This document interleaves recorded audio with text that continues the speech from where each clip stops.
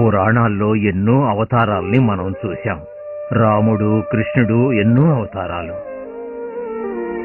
రాముడు రావణుణ్ణి చంపాడు, కృష్ణుడు కంసుణ్ణి చంపాడు. అంతెందుకు, సుబ్రహ్మణ్య స్వామి కూడా శూరభద్రుణ్ణి సంహరించాడు.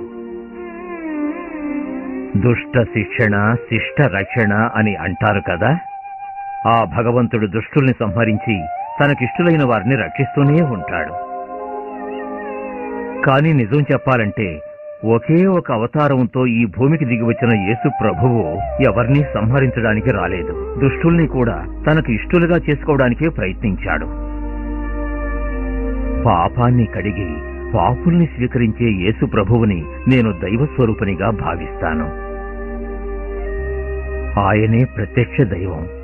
ఆయన్ని మన రక్షకుడిగా భావిస్తేనే మనం ముక్తిని పొందగలం. ఆయనే మనకి మోక్షాన్ని ప్రసాదించగలడు.